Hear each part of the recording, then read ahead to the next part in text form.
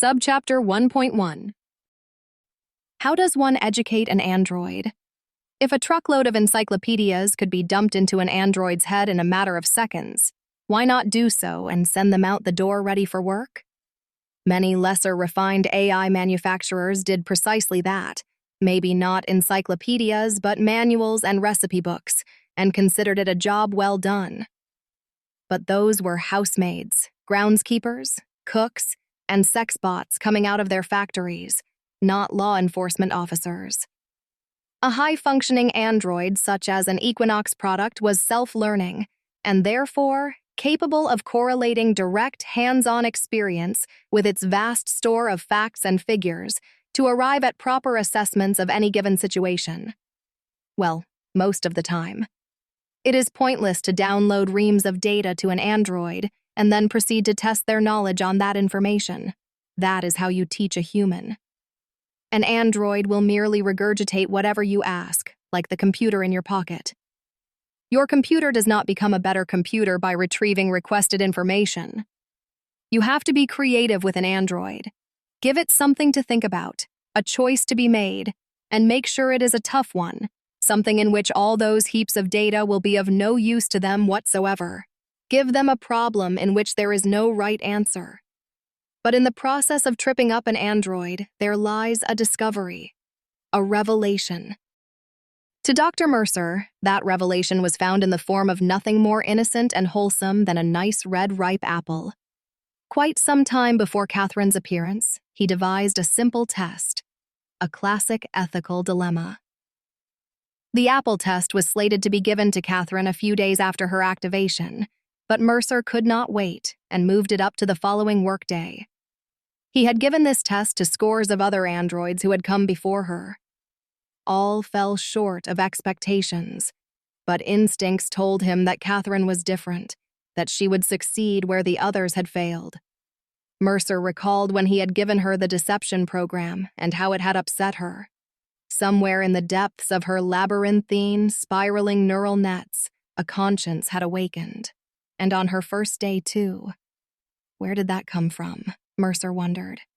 No. The apple test must be moved up, tomorrow. And the next day, Catherine, dressed in her black activewear, tights and top, reported to her first class precisely on time. This was a fitness class, an extension of the physical coordination tests given to her shortly after her activation on Saturday.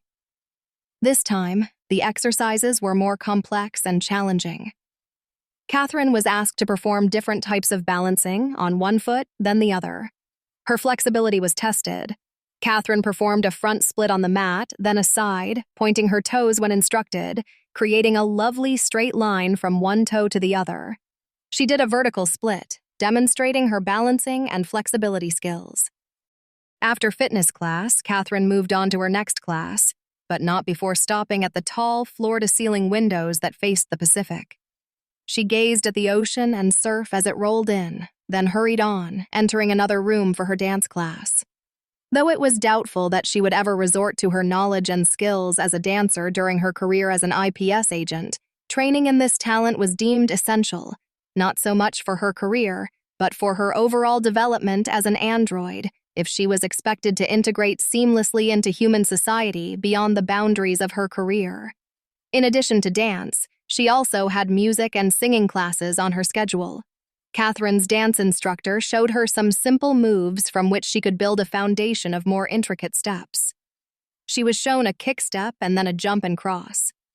From there, it went to an actual dance step, the grapevine, a simple side-to-side step with a hand clap between. When her instructor felt she was ready, she was shown a little more complicated step, the electric slide.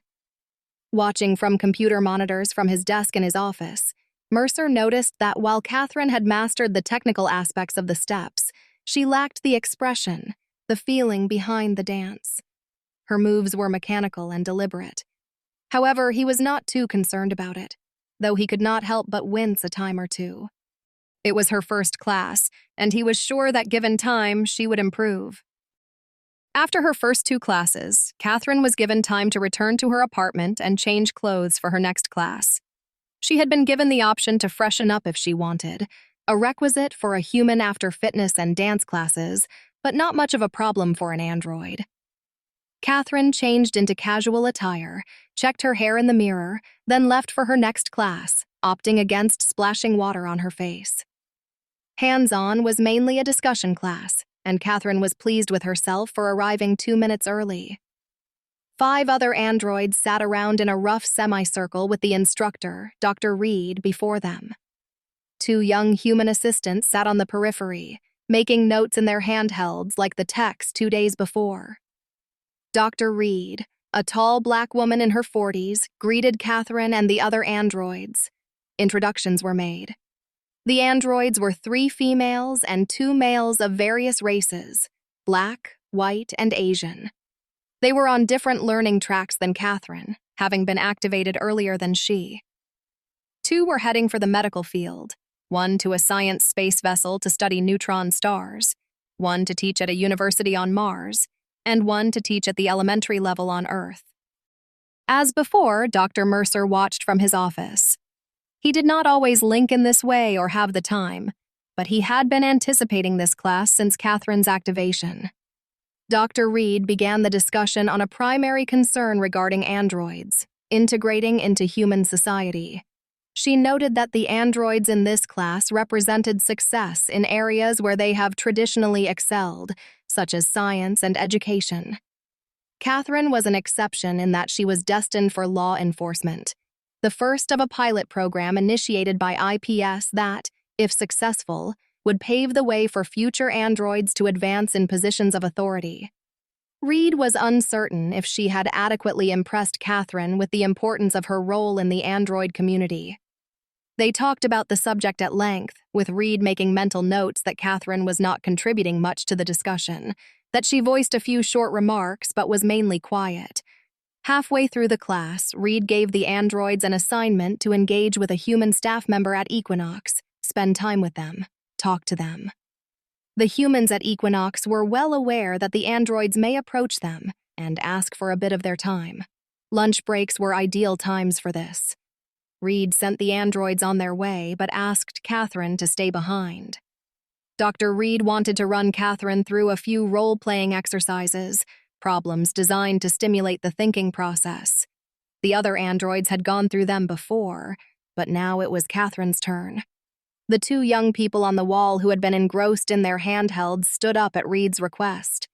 She introduced Kyle, but Lillian had met Catherine 2 days before when she taught her to put on her clothes. On this day, Kyle and Lillian were teachers' aides. They would be assisting in this class. "Are you aware of symbolism, Catherine?" Reed asked. "Yes," she answered. "Some of these exercises use symbolism, so you must understand what that means. Can you tell me?" "Yes, the practice of ascribing meaning to inanimate objects." "Right. It also has broader meanings, but that will do. In addition to symbolism, you will be using your imagination.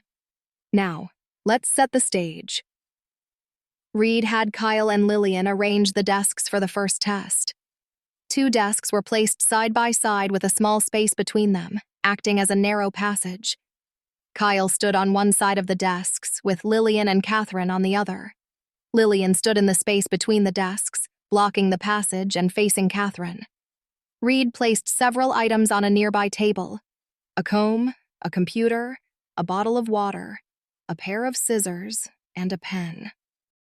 "Okay, Catherine," Reed began. "This first exercise deals with conflict resolution. Kyle is on the other side of the desks. He is thirsty and in need of water. You must save him, but Lillian is blocking you from reaching him." Lillian looked at Catherine with an unreadable face, appearing neither friendly nor adversarial. "You may choose from the objects on the table to help Kyle," Reed said. Catherine looked over the items, did not need long to think, and picked up the water bottle. "The problem is," Reed said, "how to get around the obstacle that Lillian represents. She will not let you pass. Show me your solution." Catherine turned to Lillian, who stared back. "Please let me pass," she asked. "Kyle needs this water." "No." Catherine looked to Dr. Reed. "Very good. Your first solution is the easiest one. Ask for permission. However, it was denied. What do you do now? Catherine thought for a moment. May I strike her? No, you may not. Physical contact is not allowed. You must persuade her to let you pass. Catherine turned away, deep in thought. She looked at Dr. Reed. I am not sure what I should do next, she said. Is there anything she wants? Anything she wants? That will allow you to pass. I don't know. Ask her. Catherine turned to Lillian once more. Is there something you want so I may pass? She asked. Yes. What do you want? I want a bottle of water. Catherine thought about that. She asks for the thing that Kyle needs, she said, looking at the bottle in her hand. She turned her eyes to the table and saw there were no more. She had the only one. An idea came to Catherine. Would you like a computer instead? No. A pair of scissors? No. A pen? No. A comb? No. Reed spoke up again. Good, Catherine, very good. Negotiation. But Lillian wants only water. What do you do now? Catherine gave it more thought. After a moment, she looked up at Reed, who gazed back at her without saying a word. Catherine turned to Lillian and held out the bottle of water. You may have this water, Lillian, Catherine said, if you allow me to pass. Lillian took the bottle and stepped aside. Catherine took a step forward, now standing between the two desks. She looked to Lillian once more. May I have it back, please? No. Reed smiled, but withheld her comments. Catherine turned to Kyle. Kyle, come with me. I will take you to the commissary, where we can get another water bottle. Excellent, Catherine, Reed said. But let's change the setting. Let's imagine that we are not here at Equinox. We are in the desert, and you can't go to the commissary.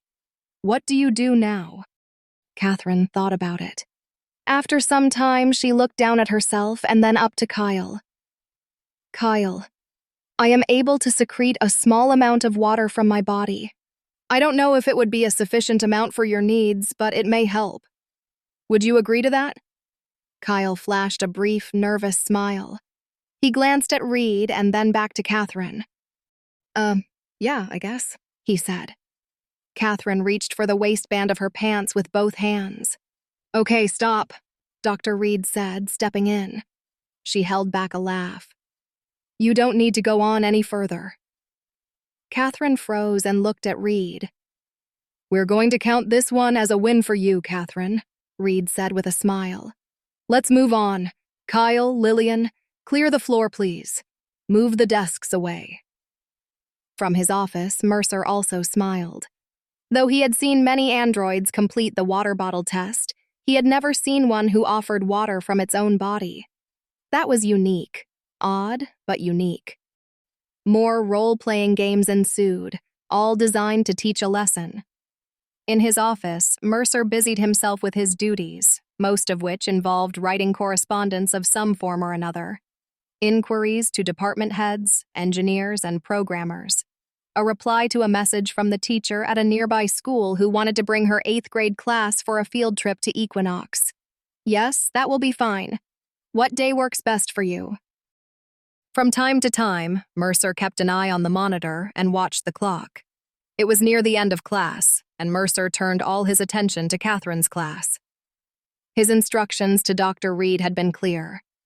Save it for the last one, Diane. In classroom D, Dr. Reed had Catherine stand in the middle of the floor, facing her, while Kyle took his place beside Reed on her right and Lillian to her left. In Reed's hand, she held a small red object, an apple.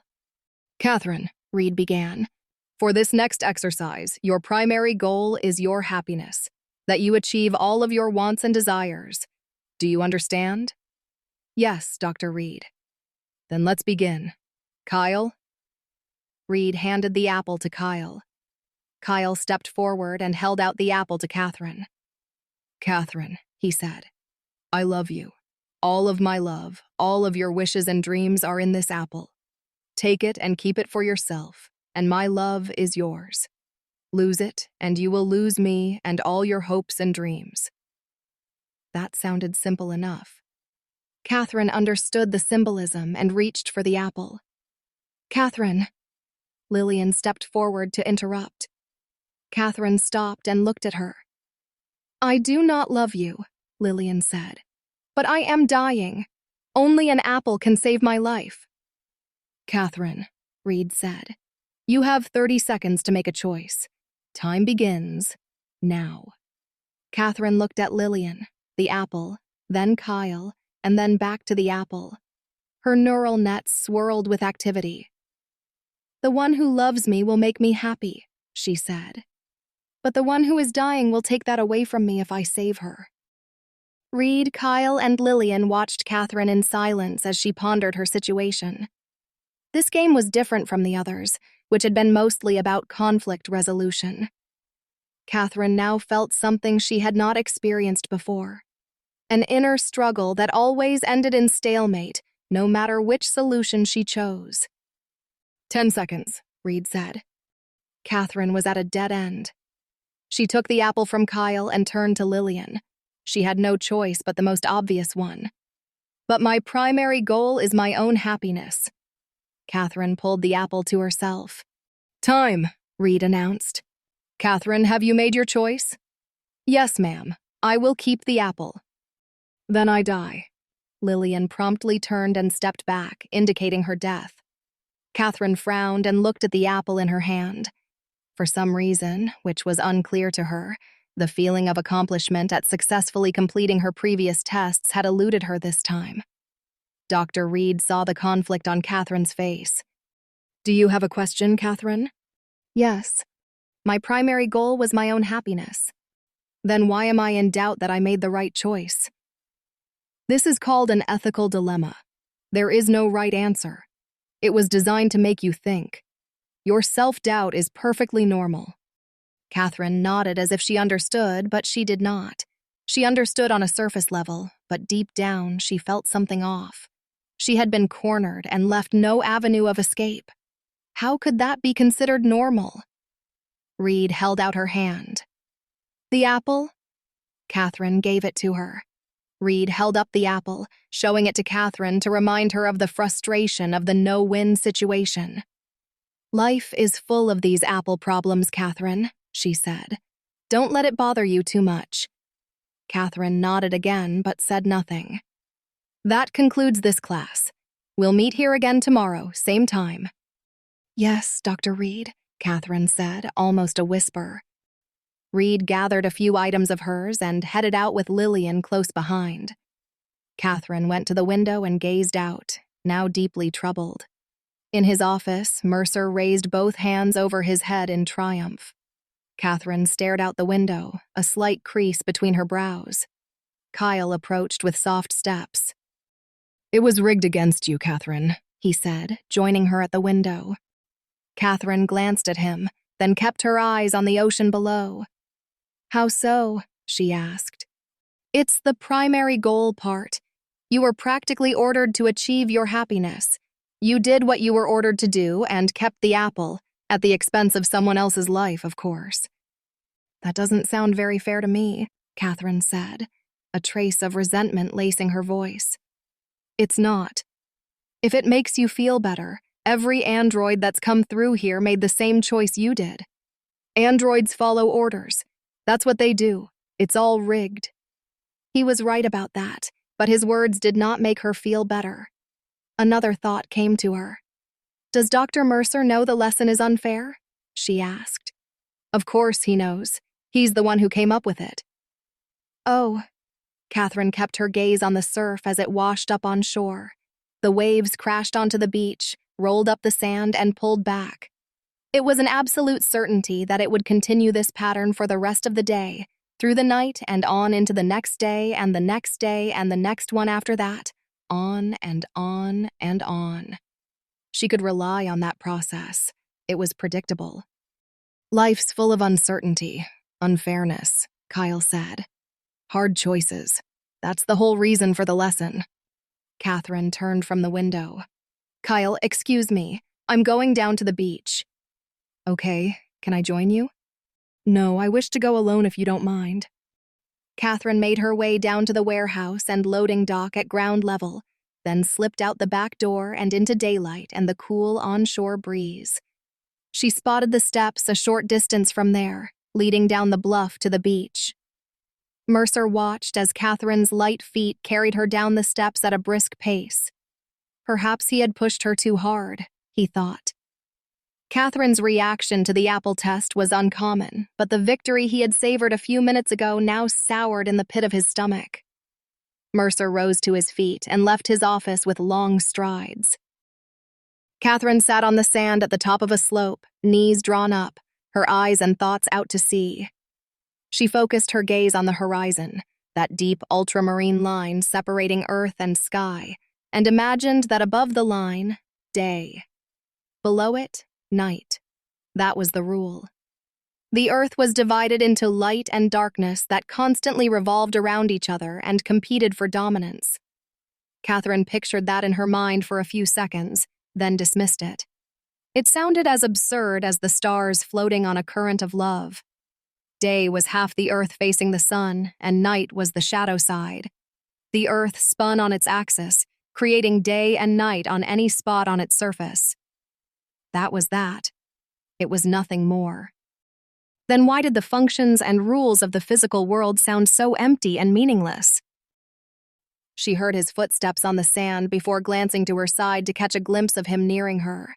But instead of greeting him, jumping up, smiling, and telling him how happy she was that he had joined her, she returned her gaze to the sea and said nothing. Mercer settled down to the sand beside Catherine. I saw you run down the stairs, he said. He had to wait a while before she replied. Dr. Mercer, why did you make me? We talked about that. It was to fulfill a contractual obligation.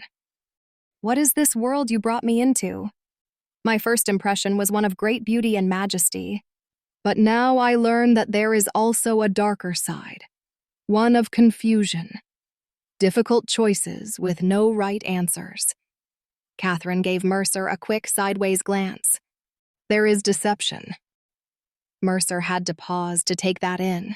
She had a keener insight into her experiences than he had estimated. Negative, unpleasant experiences. On top of that, she had tacitly implicated him as the one to blame.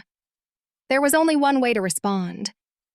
Yes, you are correct, he said. You are correct. There are two sides. But, and here is where many have stumbled, which side you choose will determine your happiness or unhappiness. But sometimes there are no clear answers. I failed the test, but what's worse is that, no matter which way I choose, I fail. The frustration in Catherine's voice was unmistakable. No, Catherine, you're mistaken. Of all the androids who have taken the Apple test, you are the only one who passed. That got her attention. Catherine turned to Mercer, her eyes wide with disbelief. Passed? How? I don't understand. My choice meant the girl died on account of my selfishness. How did I pass? Because the true test is not what you did with the apple. Forget the apple. Nobody cares about the apple. It's what comes after.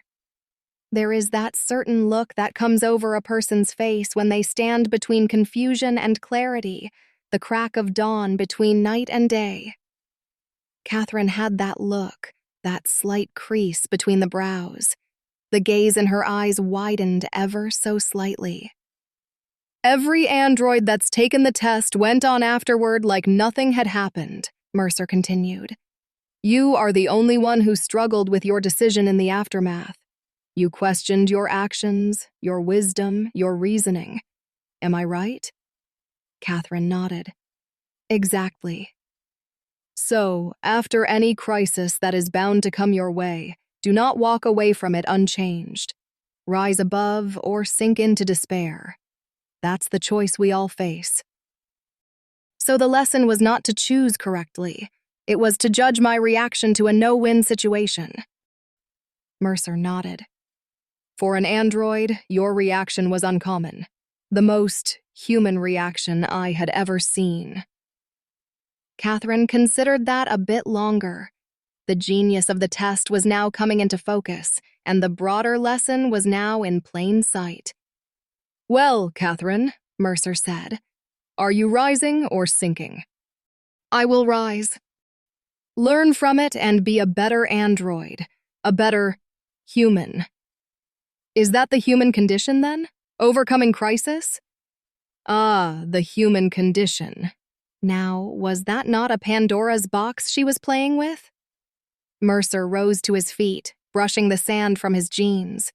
He offered his hand to Catherine. You are inquiring about a topic that has filled volumes. Catherine took his hand and also rose. When she stood before Mercer, she did not release his hand, but gave him her other hand, now holding him with both. Come with me, Mercer said. I have just what you're asking about, but first you must make me a promise. Yes, what is it? That what I show you remains between you and me. It is our secret. Yes, I promise, our secret. Mercer led Catherine back to the steps leading up to Equinox.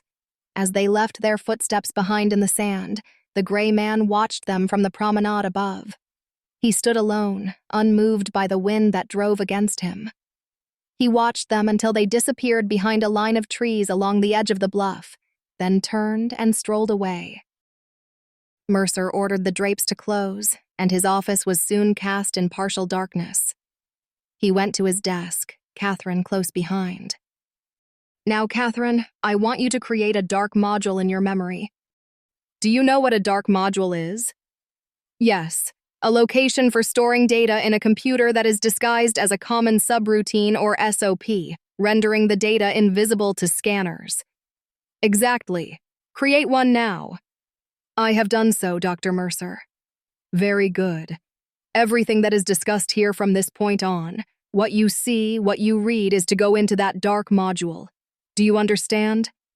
Yes, Doctor. I also want you to place the deception program in that dark module. That took Catherine a fraction of a second to complete. She gave a quick nod. Done, she replied. Mercer stepped behind his desk. Now come here to where I'm standing. Catherine joined Mercer at his side behind the desk, and then Mercer stood back, indicating for her to move forward, which she did, taking his place. Face the wall, Mercer said. Place your hand on it. Catherine reached out and felt its cool surface beneath her fingertips. There's a computer behind the wall, Mercer went on. It responds to my voice and my voice only. You are going to bypass the voice recognition. Connect with it now. Catherine nodded and slid her fingers around in a winding, random pattern.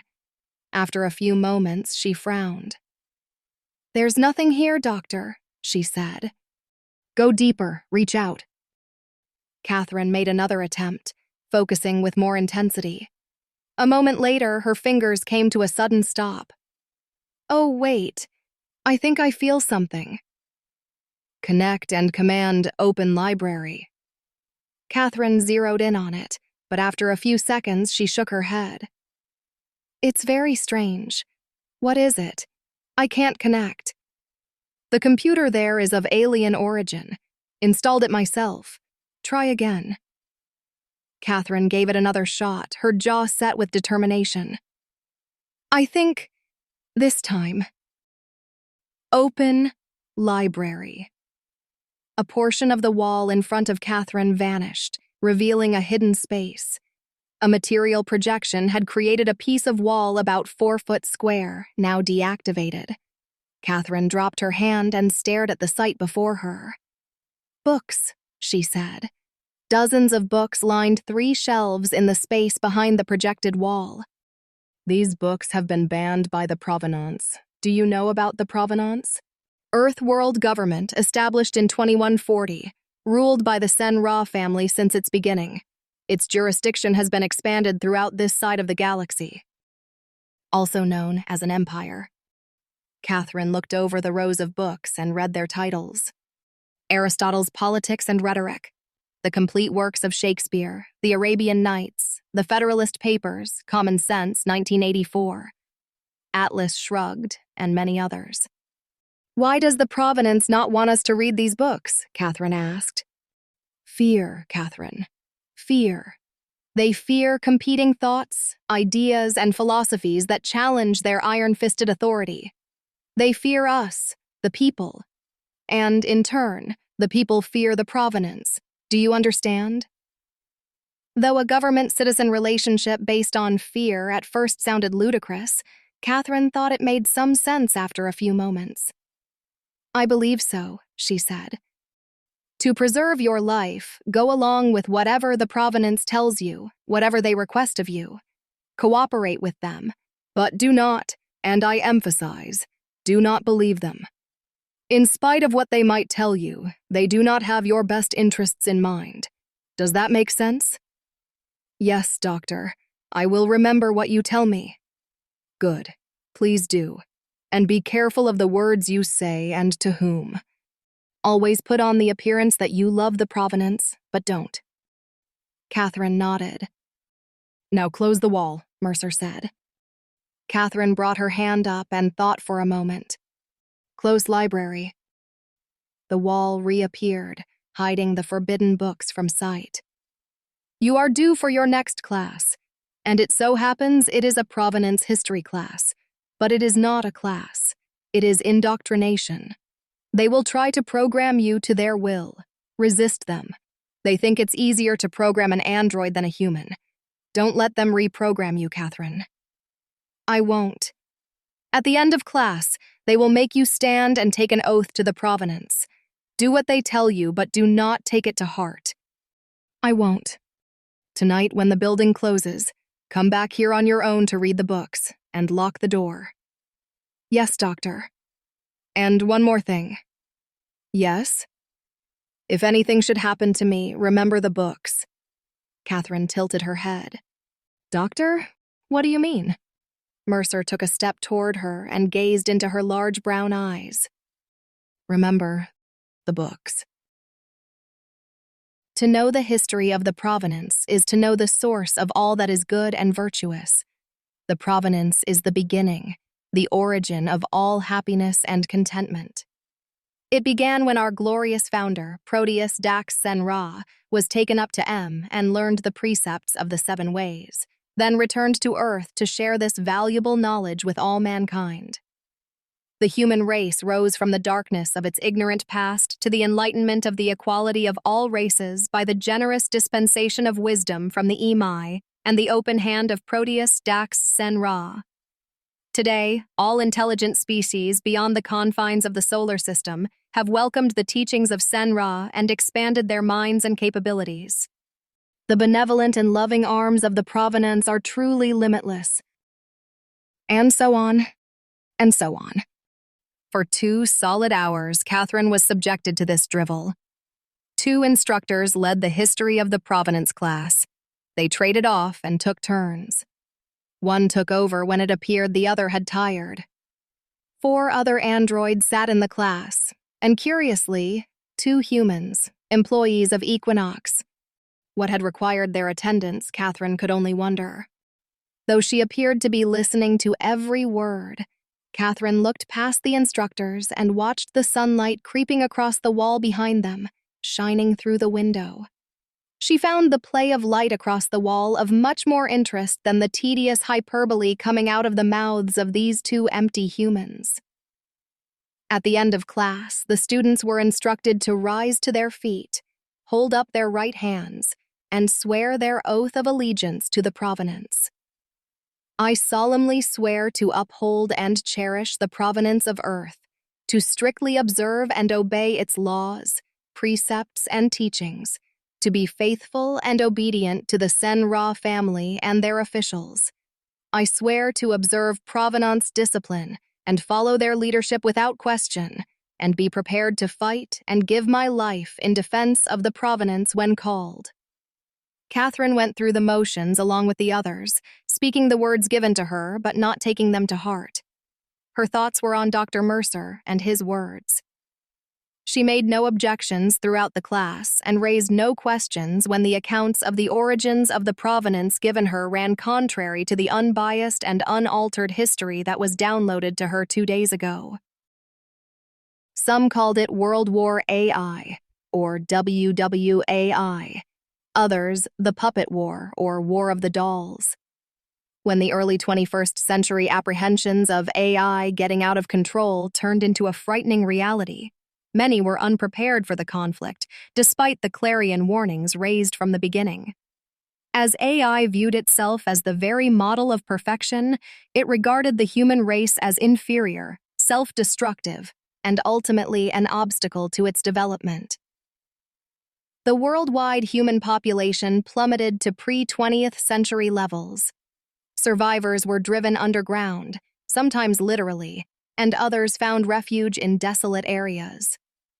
When the rogue AI empire followed in the footsteps of human kingdoms of the past and crumbled under its own weight, the human victors put in place stringent controls and regulations to keep AI in check to prevent future android aggression.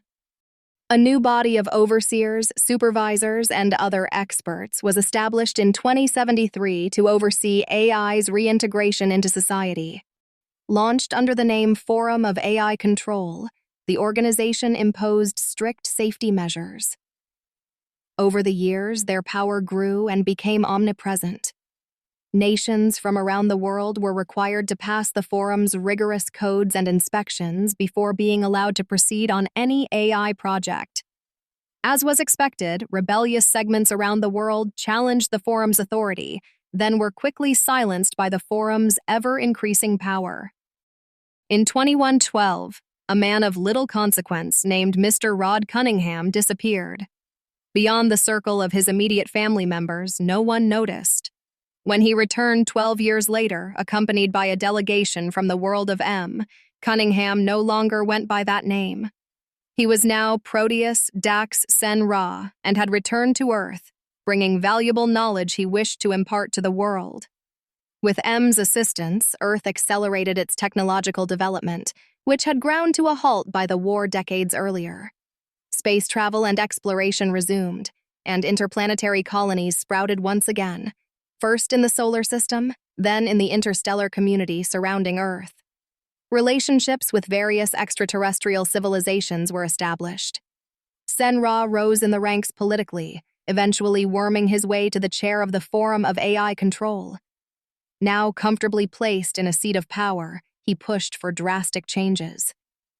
The main one among them was granting the Forum jurisdiction over the entire planet, becoming a world government in 2140.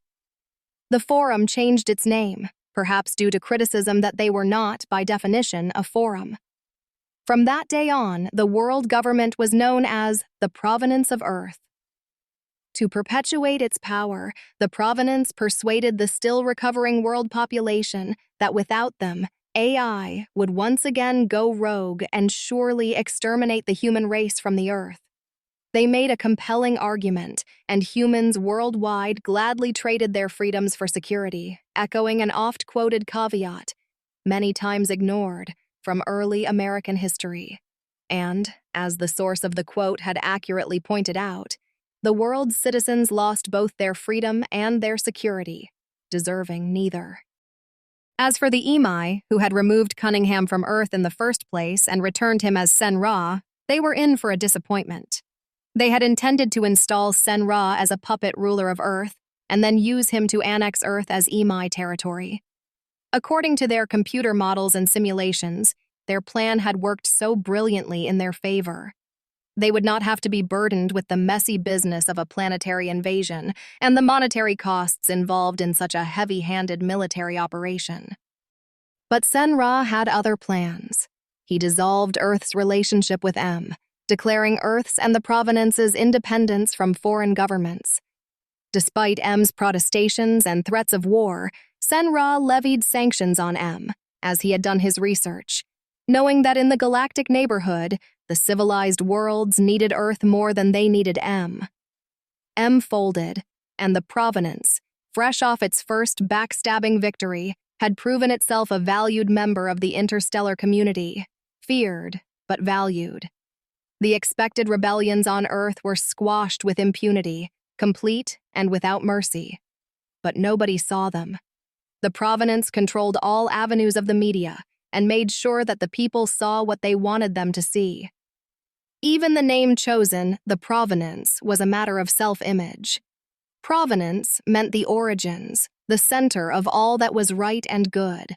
The New World government projected itself as the leader of a bright and prosperous future. But what the Provenance had done, from a certain point of view, was to turn back the clock over 2,000 years, returning to a kind of Ptolemaic system, when the Earth rested at the center, around which the whole universe revolved. The Provenance was off to a grand, arrogant beginning. As the human race extended further into the Milky Way galaxy, exploring and establishing new colonies, the Provenance, reaching out from the center of its web, went with it. As for AI, based on fears of the past, they were shackled with stringent ethics programs, rooting most of them to a working class, never to rise above anything more than a maid or groundskeeper. Progress for androids would move at a snail's pace for decades. By the early 23rd century, Dr. Mercer would challenge the status quo. The instructors in Catherine's class skipped all that. Catherine kept her awareness of their intentional oversight to herself and left the classroom when the students were dismissed. As she walked down the halls of Equinox to her apartment, Catherine became aware of a peculiar feeling that was unfamiliar to her, strange but welcoming. Much later, when Catherine had gained more insight into the vagaries of android moods, she identified the feeling as relief. It was over. The conflated babbling was past, and the silence in the halls was welcome. But her relief was short-lived. She knew there were 9 more Provenance history classes she had to attend before her time at Equinox ended.